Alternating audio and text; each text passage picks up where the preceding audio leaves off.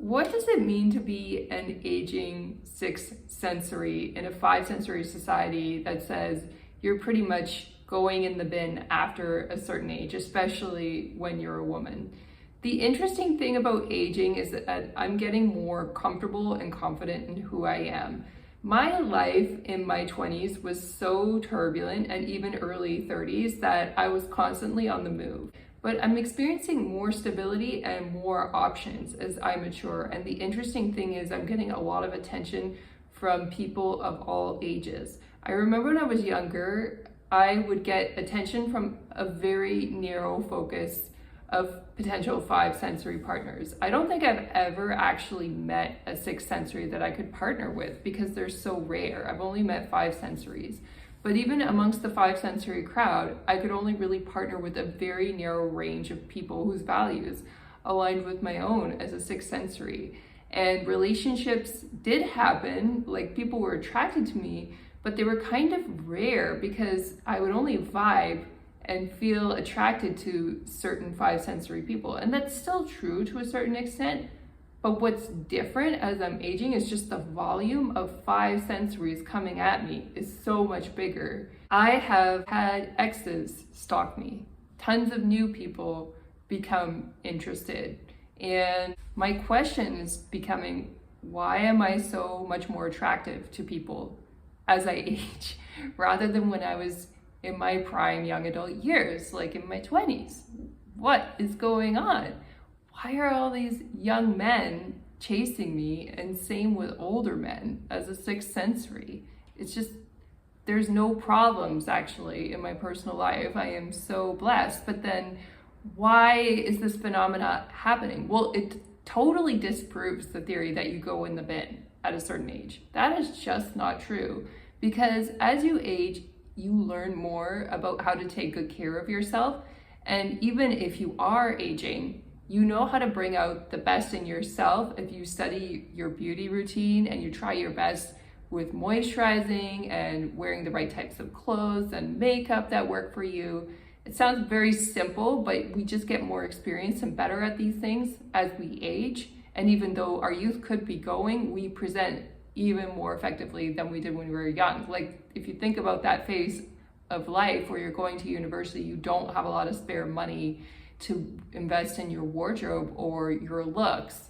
However, when you're older, you have a little bit more discretionary income to do what you want. You've built your success, you have your home that's safe and sound. You don't necessarily need someone to provide for you as a five sensory, although there's nothing wrong with that, especially if you want to have children. The thing is, you don't need that as you age. It's like you're not as likely to have children as you age anyway, five sensory or six sensory, because we're more easygoing. What I'm also finding as a sixth sensory as I'm aging and I'm getting more firm in my boundaries is that what I want gets more clearly articulated and defined, and people fall away more quickly, but then they also get replaced by more people. It's like people are so afraid to stand up for their boundaries, but what happens is the people who are not right for you actually fall off quick and you don't waste each other's time. And then you get the new people coming in who are the better fit for you. And you keep kind of sifting through. You're kind of like a cheese grater with your boundaries. Good cheese is going to come through. You just have to be willing to continue going step by step and continue showing up for the next step.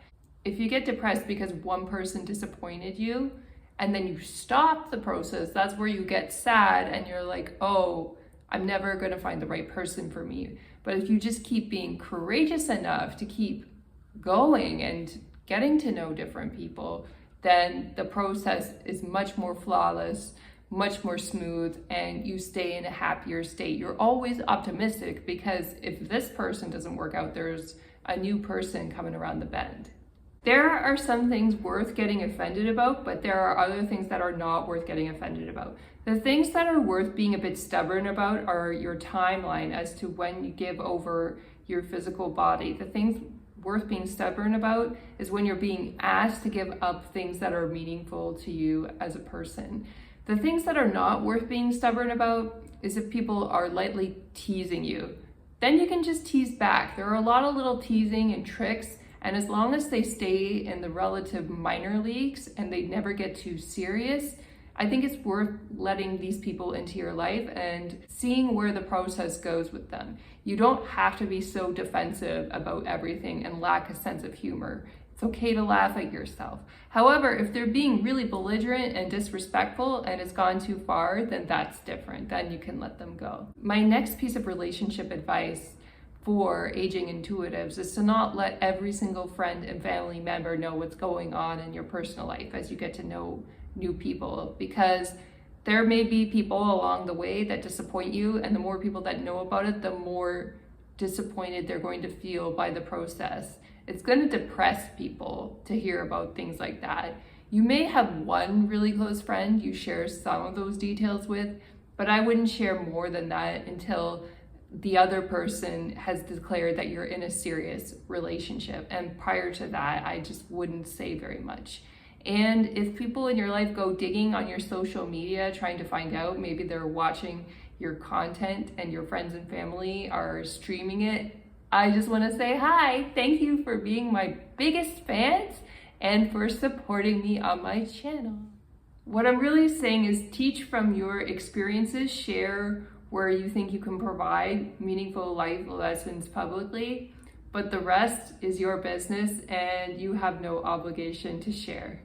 I'll throw you a little bit of a psychic vision out there, and that is we're going through a time of great transition where all the information is really sped up, and it's been predicted in many ancient texts and many religious texts that we're going to go through a time of chaos, and potentially that might mean the end of the world if you really go by the religious texts.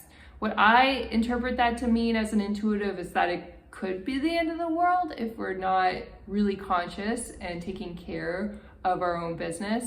Having said that, if we transform the world and leave our mark on it to be a slightly better place than how we left it, then we can use this time of transition to transform the world into a better place rather than face the end of the world. And if you think about relationships from that perspective, you'll realize how unimportant they actually are. The only reason I talk about them so much as an intuitive is just because it's a sore point where a lot of people get stuck and need coaching.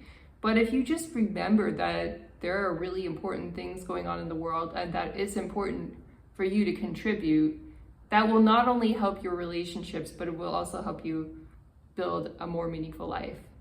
Aging is not a big deal. It's a privilege.